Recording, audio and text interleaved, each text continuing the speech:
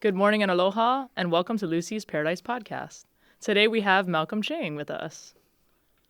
Thank you so much for being with us today. Thanks, Lucy. Happy to be here. Yeah, so I guess the first thing is kind of talking about how we know each other. Well, well, I joined the Civil Air Patrol. I was in the Civil Air Patrol for 14 years, and I think you were one of the cadets.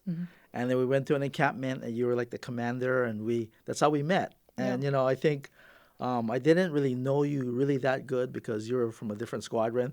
But I Right. think I took you out to like get a Subway sandwich, or we sat in your parking lot by your house, and we talked, and that's how we got to know each other. And we spent that whole weekend, that whole encampment, and that was just a fabulous, fabulous experience. Yeah, Yeah, those are great experiences as like a young high schooler, yeah, learning leadership and all of that, and the senior members were always very like crucial people, to have at that time, mentors and stuff, and yeah, that was a really amazing time. I have some of my best memories in me Silver too, Air me Patrol. too. Yeah, And I was the cadet commander that's right. during that year, and that was a really tough spot. Now that I look back at it, I'm like, I can't believe I did that. And what's funny is my nephew now currently joined Silver Air Patrol, and the That's same great. situation happened to him, where he inherited the commandership at a young rank. And so he right now is about to relinquish his command, but I'm extremely proud of him for even joining the program. Oh And yeah, I know that I definitely influenced that a little bit, but I actually got to go and see him in action, and I was very impressed. I was like, wow. oh yeah. And we used to learn a lot from you folks because even as senior officers, we're there, but we don't know, we don't have all the training that you guys have. So we're there, and I like, what am I doing here? What do I have to do? Yeah. Everyone's saluting me, but I don't know what I'm doing, right? Yeah, I think there's a certain level of that, and then you start kind of getting used to it. Yeah, But yeah, that was a really interesting time. yeah. And then what do you do now? That's So, like I said, I've been the general manager for the Waikele Community Association for 27 years. Everything like they said, you don't even look like you're like 61 years old. So I tell people, I'm 61. I look like I'm 41, but I act like I'm 21. yeah, yeah, yeah. So yeah, I got a job there. After I got laid off from an engineering firm, I applied at all different kinds of places. When you're unemployed, and I ended up at the Waikele Community Association. I actually applied there as a admin assistant because I could type like 32 words a minute. Wow, And wow. I went there, and then they had an opening for a covenant specialist, which was like the police officer of the community.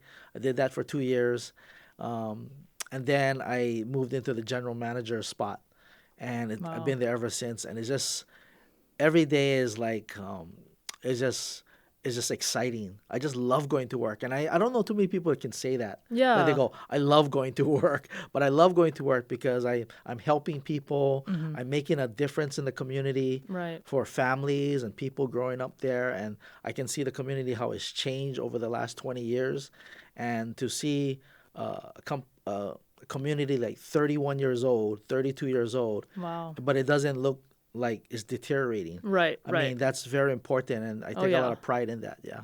Yeah.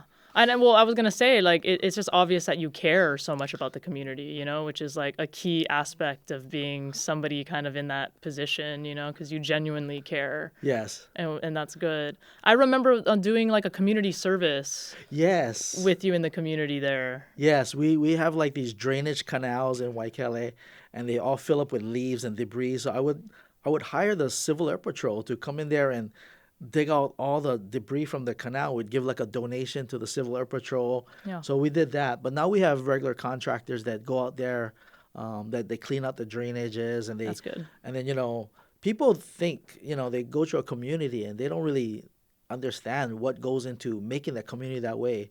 But we have That makes behind the scenes, we have like 13 pet stations that people, and wow. somebody has to pick up the pet stuff and Right. refill the pet dispensers.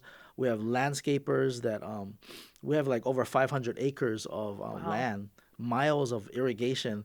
So there's somebody has to take care of all that. Right. Yeah. Right. And There's a lot so of like the puzzle pieces, and then yes, yeah, yes, like everything you comes just can't together. build whatever you want in your house. You have to get an approval, and that's Yeah. what they call a planned community because everything is planned, you Hmm. know. And it's like because if you had a community of 8,000 people, and it wasn't planned, and nobody was overseeing that as like a guardian. I mean, people would literally like kill each other because Right. it's like you have all these different cultures and ethnic groups and styles and stuff. So you have to have one association that kind of like controls all of that. Yeah, yeah, Okay. yeah.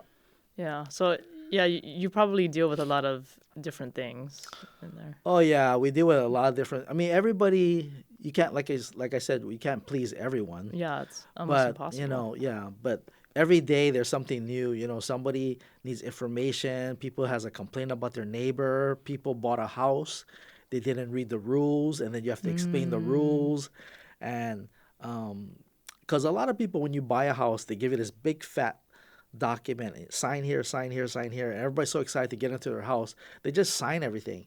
Right. But Right. one of those documents says that you belong to a planned community, Yeah. and you Yeah. have to follow the rules. And then when you tell them, "Oh, you have to follow the rules," then they're like, "What?" Yeah. Yeah. So yeah, but we're really cool about it. I always believe in treating people like people, Right. and a lot of community associations, they say, "Here's the rules. You got to follow the rules, or you're going to get a fine." Um, I didn't believe that philosophy was the most effective. Right. I think people get offended a lot of times when they get a fine letter and they don't understand. So I brought to this community when I first started. I brought this philosophy that I put together. It was called education before enforcement, where you educate people I and like you that. Yeah. show them what the rules are, that you didn't make the rules. It was there from the 1990s. You bought you bought into a community that has these rules, and then you explain the rules to them, and then you don't fine them like $50. You just explain to them. Once they get to understand what the rules are, then they won't keep on repeating being a repeat violator. You know Right. what I'm saying? Right. Right. It's like in Civil Air Well, there's Patrol, a reason right? for the rules too, right? Right. Because that's why you were saying the Exactly. crime rate is so low and things in the community are being able to function properly because of Exactly. those rules. Exactly. So I think that was my whole thing. So, where a lot of communities they'll get like $400 in They're too fine. quick to find Yeah, instead of exactly. to educate, They get and their then guns out and yeah, because and we then can. it turns people off, and then Yeah. I don't want to live in this community. So there's a lot of beautiful communities, but there's a lot of people look at the association as like it's us against them. And because Interesting. we didn't do that, we said, let us help you understand, and before you get a fine, we want to make sure that you understand everything. Right. Right. And so to this day, I think Waikele, we give out maybe 5 to 7 monetary fines a year, Wow. That's but we have a 95% compliance rate, wow. and that's unheard of. A lot of other communities, they'll send out like 100 violations and fines like a month, and then they Wow. get a incoming revenue, but then the people don't respect them. Right. Right. Right. So because we do it that way, Waikele has one of the biggest volunteer groups. That's amazing. We have a group called WAVE, WAVE, which is Waikele Association Volunteer Efforts. Oh, okay. We give them T-shirts, we buy them like bento lunches, and we'll get 50 people like that come out on a Saturday morning and clean the streets. Wow. That's amazing. Neighborhood Security Watch, that's the guys in the yellow shirts. They walk around the community and patrol and show presence so that they deter crime. A lot of times, Smart. Very people smart. they'll start a NSW group, and it fizzles out because then nobody's there to like motivate them. So I have a great motivator at the association. His name is Dwayne Sampson. He's my safety director. He walks on the walks with them, Wow. and so out of 21 subdivisions we have in Waikele, we have like about 19 neighborhood security watch groups. We have the biggest Wow. neighborhood security watch groups in the whole state. That was incredible. But people don't do that kind of stuff if they don't respect you. Right. If they don't right. respect you, They don't want to be a part they'll of be it. like, I don't want to have anything to do with you. Yeah. But when you bridge that gap and you Wow. build relationships with people, Yeah, you really have built that. they'll say, Yeah. I want to do something for you. I want to help you because you helped us. Yeah. That's Well, it. it's also them taking pride in their community, Yes, right? Because yes. if you are the one doing the volunteer work, like you want to help your neighbor, and that's really part of like the aloha spirit in there too. You know? Exactly. I tell people sometimes the art of being a neighbor or the art of communicating has been lost in a planned community. Some people live 5 feet away from the next neighbor, and they'll tell the association, "Can you tell my neighbor that his dog is barking too loud or something like that?" And some people will call me and say, I have a problem with my neighbor and I don't know how to resolve it. Do I tell you folks about it? Do I, chew them out? I said sometimes you can resolve something just with a loaf of banana bread. Go over there and give them a banana bread and like say hi, introduce yourself, build that relationship, and Yeah, then talk. definitely. Yeah, But definitely. people lost that art of Yeah. being a neighbor. Yeah, I can see that. Yeah. That's what I love. I mean, I don't live in a planned housing community, but soon that's my future. But where I do live, I think my neighbors, we try really hard to like say hi to each other and like, you know, if I know that if I need anything, any ingredient, I can go to my No, neighbors, that's like we have one of my neighbors across the way, just right, and she's in the building across from me. We do like a game night oh occasionally, and good. we'll invite more of the neighbors over Oh, that's and fantastic. just to switch it up, and get in like talk story with each other and Hmm. see how everyone's doing. So I like where I live, but yeah, that people need to do that too. Like if they own houses and stuff. I think people will just, hang out and kind of seclude themselves and Well, that's not it, good. your neighbor is so important. Like I live in a townhouse, but I give Christmas gifts to all my neighbors up Oh, that's next door sweet. and below, because your neighbor is like your best security system, right? If they know somebody's coming up to you, hey, who are you? They ask you Yeah, that's a questions. good point. That's Yeah. that's that's something an electronic security system can't do. Your neighbors that care about you is the best security system you can have. That's interesting. Yeah. That's so true. Yeah, Yeah, 100%. I love how like passionate and how like at the forefront the building the relationship is because it is. that like throughout my life, like that's something that's been like I don't talk about it a lot, but that's something that's been really Mm, crucial. yeah. Like my friend and I just threw an event and she talked about like, oh, you didn't get on the mic once. And I'm like, it doesn't matter. I was face to face with these people, Right. going to each person and letting them know like, hey, thank you for coming to this event. Like, what do you think about it?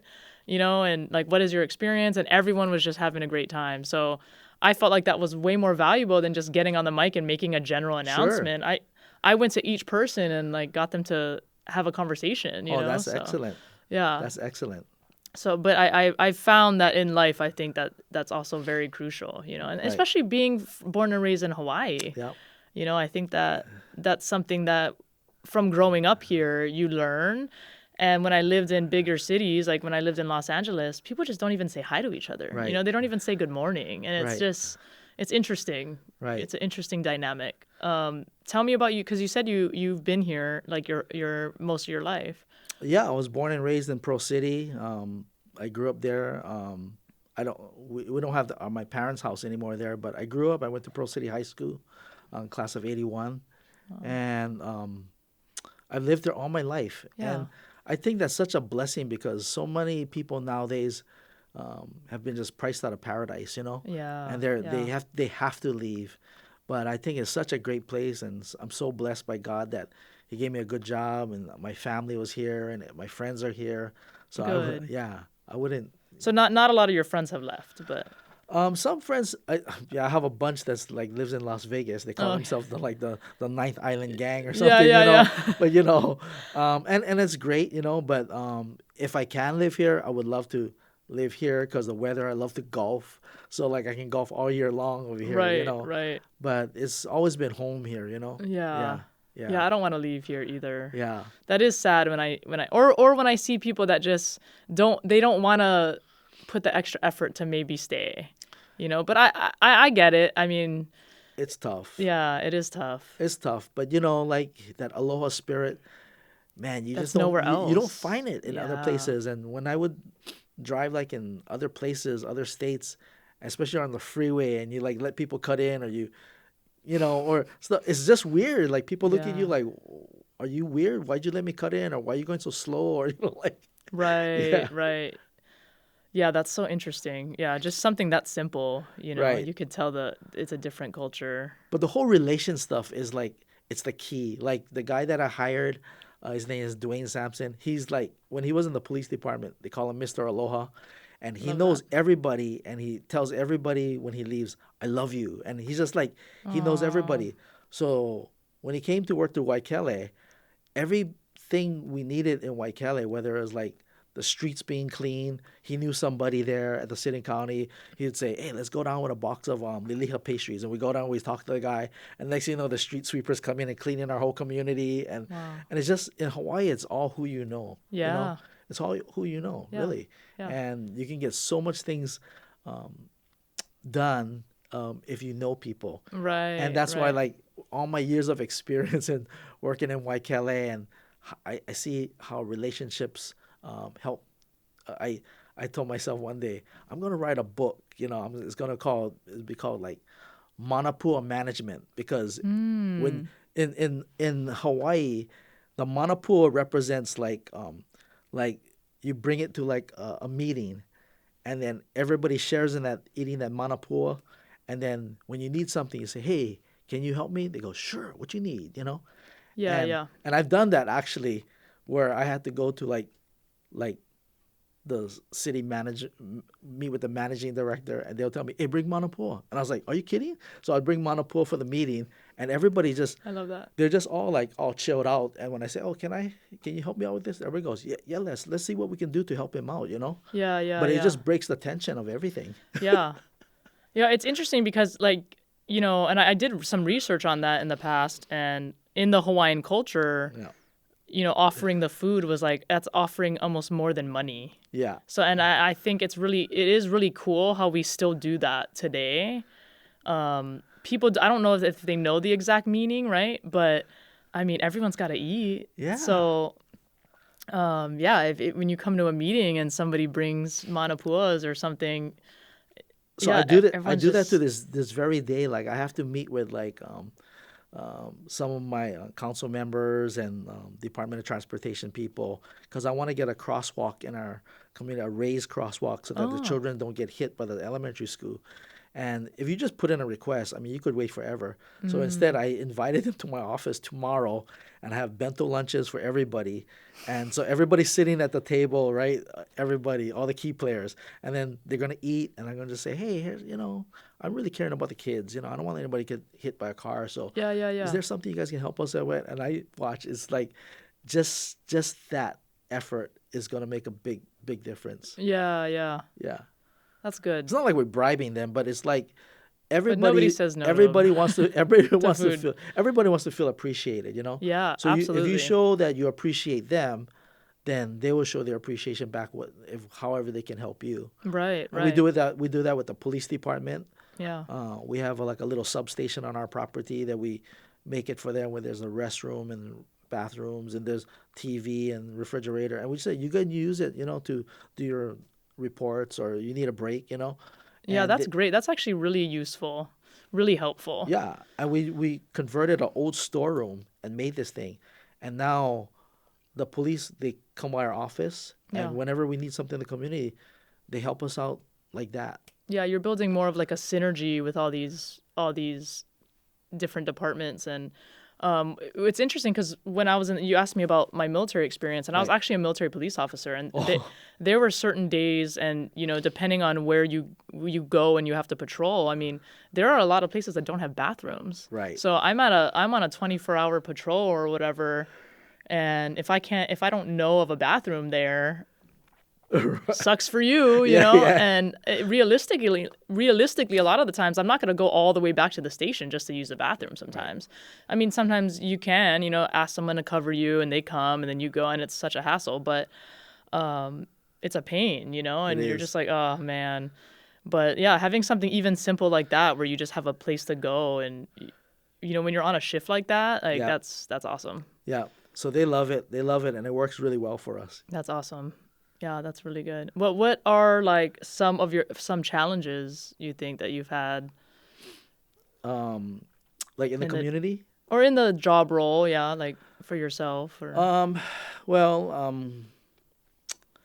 I think I think we have a lot more people now. In our community, after a while, we thought everybody kind of like they grow up and then they move away. But mm, because people can't afford a home, now their kids are moving back home, and their parents are getting, so they're taking care of their parents. So everybody's moving back, I see. and then they're extending their homes, and so there's a lot more people in Waikele, Oh, and interesting. we still have crime. I mean, we still have crime in the community, and homeless has really been something that's increased a lot. Oh, really? Yeah, you know, Interesting. I mean, before I would be able to just walk out in the community like just like this and say, tell the homeless guy, oh, you got to leave, But nowadays there's so much homeless, there's mental illness, and so now when we go out, we're dressed in like full on utility belt. We carry batons and pepper gel, and we have bulletproof vests because we just never know, somebody just we have to protect Wow. ourselves, Right, right, right. and we're just there to It's a little yeah, scarier. we're just there to say, hey, this is private property, you gotta leave, and usually they're pretty nice about it, and I feel Yeah. sorry for some of them because Yeah, for sure. it's not a crime. Like I said, it's not a crime to be homeless. Yeah. But where are they gonna go? Right. Yeah. So there's so many. I don't know. I guess the state has to figure that out. But there's so many that come here. We see new ones all the time. Yeah, Yeah. yeah. Yeah, I always wonder why there's not like more homeless type programs here, but because California has a really good one. Oh yeah. Yeah. And it's really interesting. I mean, obviously you can't be on drugs, so I think that's where there's a barrier there. But they will provide like free housing, they help get a job, things like that. But it's just like you have to be regularly like drug tested and stuff like that. And so Yeah.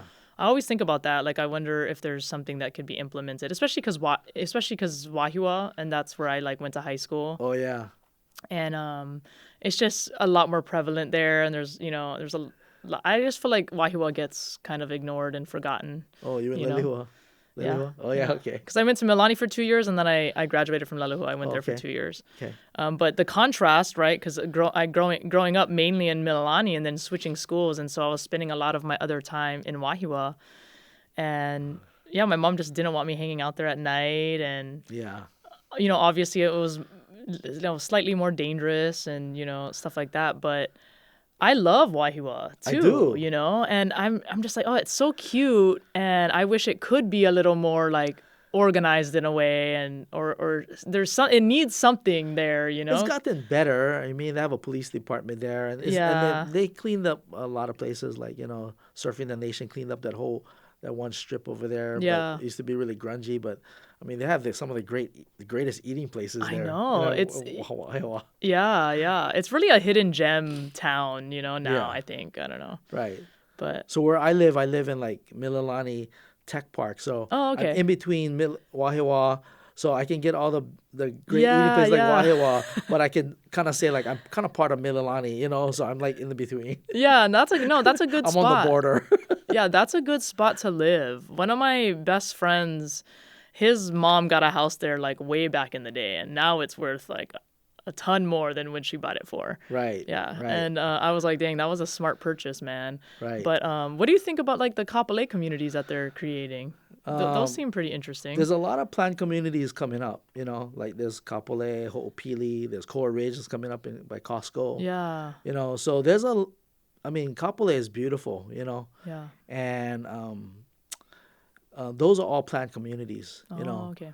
but they just need a good people to manage the communities. Right. If you don't manage the communities right, I mean, it can really go downhill, Yeah, you're saying there's no like training really for that. There is not. You can't go to trade school. You can't go to college for Interesting. property management, even though it's one of the biggest industries because everyone lives in a house, Mm-hmm. and you would figure they would train you in this, but they don't. So when they have to pull people to be managers, they pull them from the travel industry, the hospitality industry, and that's how they get property managers. Like I was a graphic designer. I had no experience. Right. Which sometimes is good because you're gonna do like I know what is right, what is wrong, and so but yeah, there's no training for it. So you have to almost be lucky to get a job in a community association and work your way up or something like Yeah, that. you should write a book about like I know, that but job I role don't maybe. I don't write very good. I would have to get somebody who can write it for me, and I just tell them what I want. Yeah. There's people out there, yeah. Yeah. But that would be beneficial because then they could just, it's like Hawaii's way of doing it too, Right. right? Because it's obviously successful. It's all about thinking out of the box, Yeah. one time they asked me to speak at this property managers seminar. I had like hundreds of people there. And then it was about how to save money, right? So I was like, what am I going to tell these guys, right? How to save money. So I went up there and I started off with this story. I said, I was a Chinese kid growing up and my dad used to take me to Chinatown. And he'd say, son, you hold this nickel and you sit in the car. When you see the meter maid come, you put on this cute smile, you walk up to the meter and make like you're putting in a nickel. When she waves and walks away, you take that nickel back and you sit in the car. And I was like, what? And everybody just laughed. And I said, but that was my dad. That's how he saved money, right? I mean, you don't just put the nickel in and then you got to get another. So that's how he saved money. Interesting. But back then, that was like thinking out of the box. Right. So right, everything in right. Waikele, we think out of the box. We got rid of graffiti. We thinking out of the box because they're graffitiing all of our walls. We get all these volunteers like the wave people, and we come out there. We have a great time. We eat bento lunches, and we paint, and we leave, And then they do it again, and we do it again, and it wasn't a thing where you had this. I'm a victim of graffiti. Right. We just made it like a game, Oh, we're not going to run out of money, We just we just keep on going, Yeah. and making the place beautiful, and then more people wanted to join in, and then after that, they were like, "How did you get rid of graffiti?" You just changed the mindset, Yeah. So did they just give up doing it?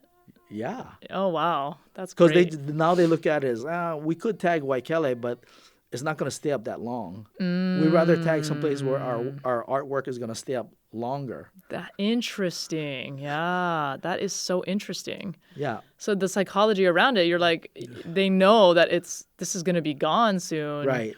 So So why spend? Why is it worth? It's not worth it anymore. They might spend like half an hour to make that mural, and it takes us 5 minutes to paint it over. Yeah. So they're like, oh, what the sense, Yeah. And with the crime thing is like we have all these people in yellow shirts, and we have this, everybody's looking out their window and stuff. So they still have crime. They'll get caught eventually but it's too, harder potentially. because they know that everybody will not hesitate. They'll pick up the phone and, hey, I see somebody.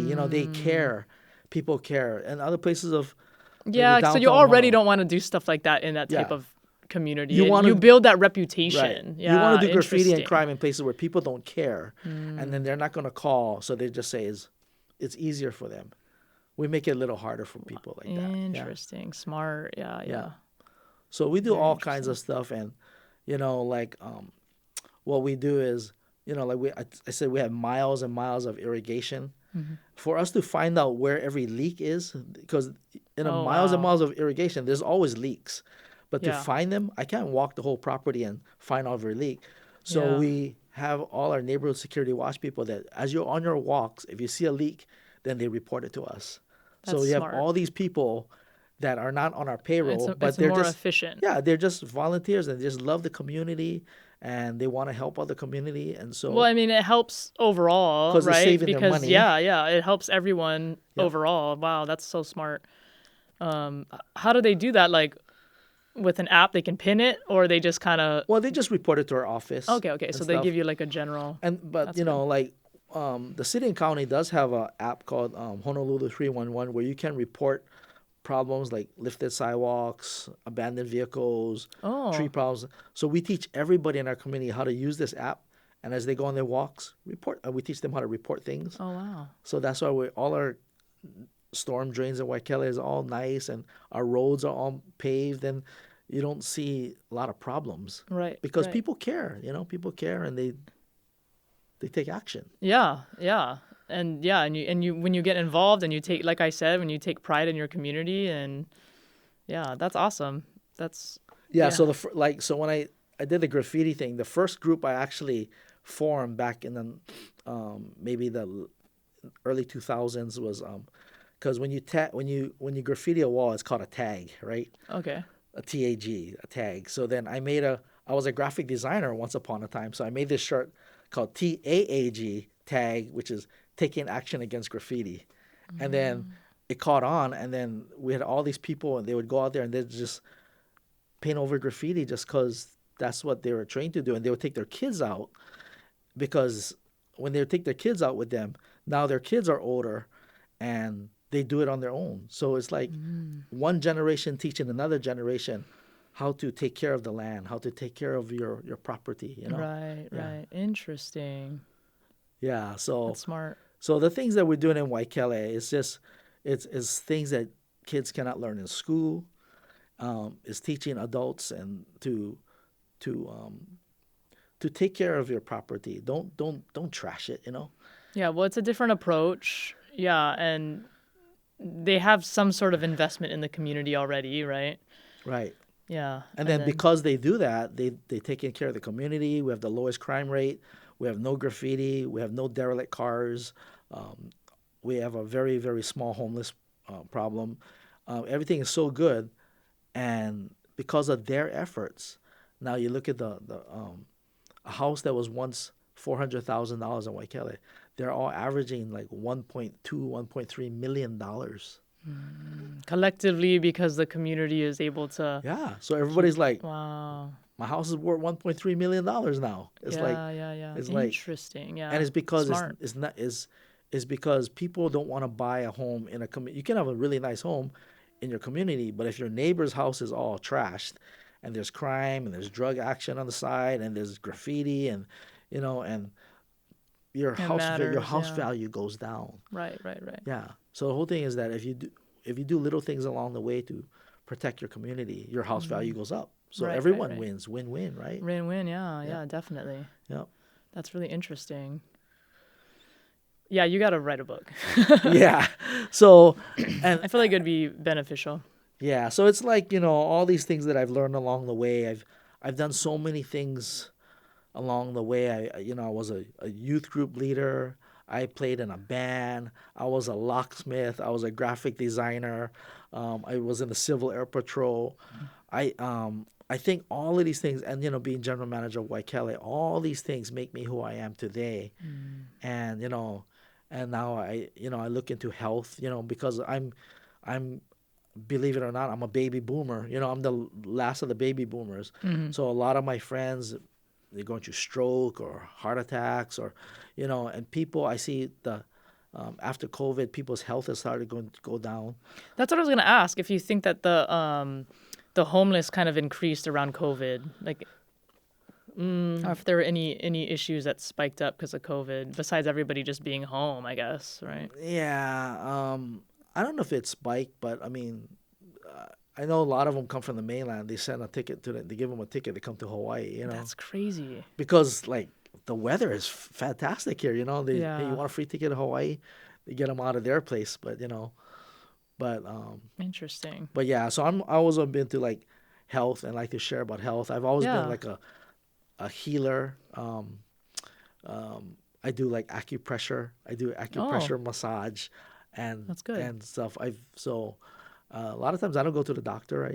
I do my own healing and stuff like that. And Holistic, like a yep, lot of holistic yep, a stuff. lot of naturopathic things, That's good. um, and so like I told you, we take the hydrogen water, and I've been to Japan, and Japan products, supplements are just like way above American products. Oh, yeah. Yeah, so I'm always doing that. I'm always sharing health, sharing love, sharing positivity, and everything. That's all. Yeah, well, I mean, even their food. I mean, a lot of Oh they're yeah, yeah, they're not allowed to have certain things in their food that we're allowed to have here in America, and right, yeah, right, right. So like that thing that I told you about, that hydrogen water, yeah. somebody shared it with us a long time ago, and it helped us so much. It's so simple because Americans will put so much stuff in their products, and it's really not necessary. This thing is hydrogenized water, and it's just high levels of hydrogen in just purified water. And when you drink it, it goes into your body in 10 minutes, and it pretty much resolves whatever you're going through. Like hydrogen just knows where to go in the body, where the weakest area of the body. So you can use it. It goes into your cells. It goes into the mitochondria of your cell, and basically, there's no side effects. It can actually hydrogen water. I got it because it can address 180 disease models with no side effects. Wow, interesting. Imagine that. Wow. And people take it for athletes like you could take it. Yeah. It helps them with muscle recovery. We give it to cancer patients. If people Wow. got a common cold, you tired or whatever is going on. We never know what's going on in our body, Yeah, you yeah, know. And doctors, and when you go to a doctor, they don't know what's going on in your body. They're gonna test you, right?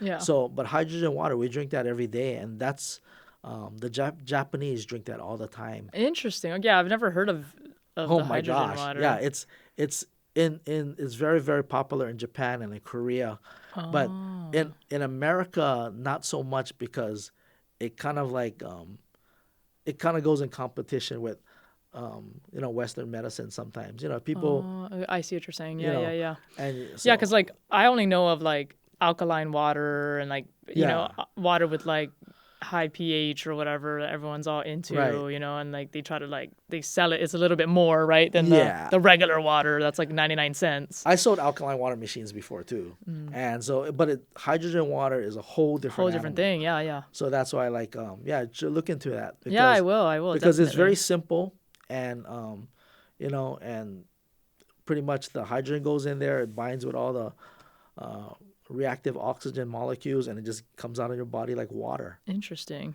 It's amazing. Well, water and sleep are like the Yes, two yes. very, very important medicines that become often overlooked. Water, sleep, and your thoughts. I Yeah. mean, how you Yeah. think. I Positive mean, thinking. Yeah. people. I've noticed a lot of people, if they're always in grief or they have a lot of regrets, bitterness and stuff, Hmm. eventually that turns into disease. When your Yeah. body's not at ease, is disease. And Oh, it's so we diseased. tell people a lot that you got to change your thinking. If you got some unforgiveness down in your past, let it go. Yeah. You have money problems, don't think about it every day. Just Right. Right. you have to change your thinking. The happier you are, the happier your cells will be. Yeah. Yeah. Yeah. Yeah. You really are a healer. Yeah. I believe in like manifesting. Sure. Yeah. And but yeah, the power of thought. I told my friend who wanted gym motivation. I said, this is what you need to do every day. I said, just go on YouTube and type in gym motivation video and watch it every day and like watch one that pumps you up, because not all of them are Right. you're going to get the same reaction, but there's going to be one that you find that the guy's like saying whatever he is, like you are powerful and all this and it's mostly like affirmation type stuff. But I said I guarantee you're going to want to go to the gym. Like that moment, and if you don't find that, you have to find a video that's going to make you feel that way. Right. And he said it worked. He said That's it awesome. worked. And my music producer too, he was kind of having a rough time, and I was like, you need to do like a few things. I said one of them is get in the sun for 20 minutes. Even if Oh you just yeah. go take a walk, Yes. get in the sun. Another thing is like meditation, or like take time for yourself and just breathe.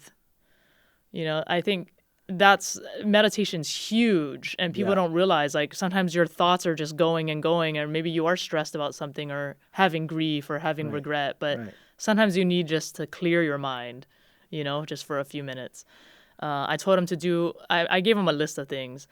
I think exercise probably was one of them, but a lot of the times I told him, I said my 20 minutes in the sun, like, and then that's like minimum. That's like, on a very busy day, right?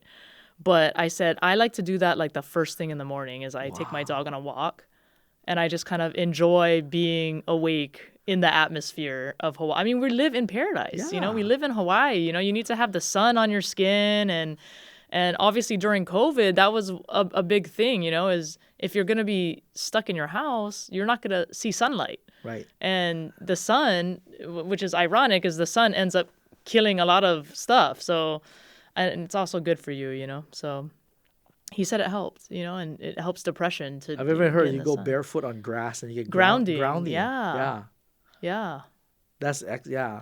That's so true what you said. I mean, I know a lot of people live in Seattle. You ever heard of the thing called the Seattle freeze where like people like in Seattle they're not as friendly and they're kind of depressed because the sun is only there for like a couple months out of the year and the yeah, rest is all overcast. So people kind of get gloomy and stuff like that, yeah. I think that matters. Yeah, I it think that does. definitely It matters. does. Yeah, Yeah. I can even see it in me when it just like rains here for too long. I'm like, okay, why am I sad? Like, Yeah. oh, I can't go to the beach. That's why.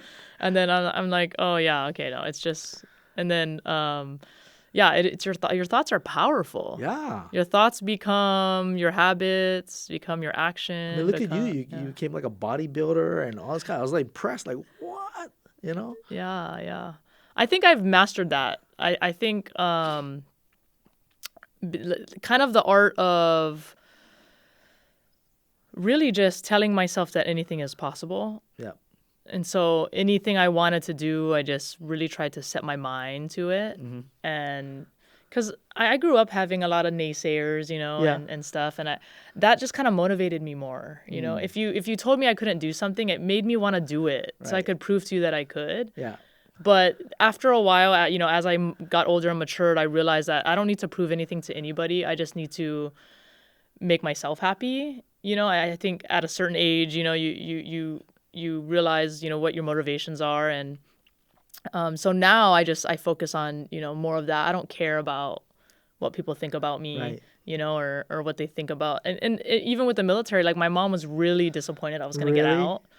And I just told her, Oh. I said, think of it this way. I'm preserving my mental health by getting out. Hmm. And so when I explained it that way, she said, okay. And for me, I think I would have regretted not trying because of like my whole life, I was really preparing to go to West Point, Right. and once I let go of that dream for a little while because I was taking care of my sick dad and my dad Yeah. was sick. And Mm. so going back to the idea of even going in the military was huge for me because I kind of gave up on that dream and that was my original dream. Right. Right. So for me, it was fulfilling a childhood dream.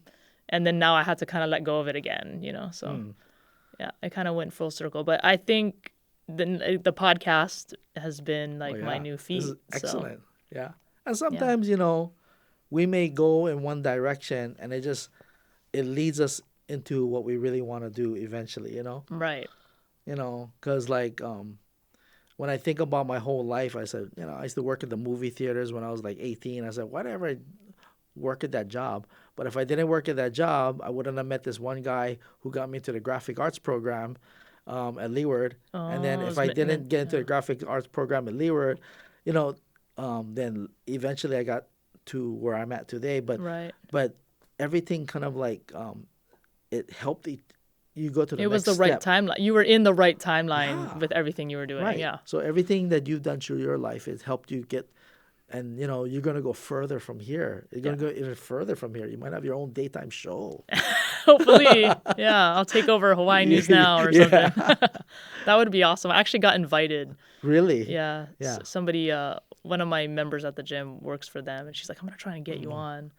Oh, So I'm not trying to get my hopes up, but that would be really cool. okay. Yeah, Okay. that would be really cool. It's just being born and raised here, and that's kind of my goal too, is to impact the community in a positive way. Right. And that's kind of my goal with the podcast. Is to bring things to light. Right. Right. And make people think. And I feel like Hawaii gets ignored or forgotten a little bit. Just Yeah. because we are the 50th state and we kind of are our own country in a way. And we aren't. But I'm just saying I feel like so many other news gets so, when there's a hurricane or when there's other things going on, everyone wants to focus on that. Right. And nobody really focuses on Hawaii unless it's something really, really bad or something, Right. Right. But So, like if you put that into people's minds, like I remember like when I first got to Waikele, I mean there like a lot of places were just trash. It was like looked really old and there was kind of run down. But even back in the day, 15 years ago, I would tell people, they'll say, explain Waikele. And I say, oh, Waikele. It's the showcase community in the central Oahu. It's like the pride of the leeward side. I said, and then even though it wasn't at the time, I would tell that to people. I would put it on my business cards. I put it, and so people would start thinking, we're the pride of the leeward side. We can't let rubbish be on the ground, so they pick it up. And over a time, we became that what we said it would be. right. Yeah. Because you have to speak it first and then it comes into reality. Yeah. So if you're always speaking every day like I hate my job or I'm so tired, then you become tired, you hate your job. Right, So right, now I right. wake up every morning and no matter how I feel, I always say I am so blessed. Yeah. My health is in tip-top condition. I just love everybody. This is a fabulous day. I am so blessed. I love everyone. That's And good. my cells will actually obey me. Yeah, yeah, yeah, yeah. That's good. That's really good. yeah. Well, thank you so much for coming on today. Thank you I so really much, appreciate your Lucy. time. I really, really Yeah. enjoyed this. Thank you so much. Yeah, of course. Thank you guys so much for watching. Please like and subscribe. And aloha. Thank you for watching Lucy's Paradise Podcast.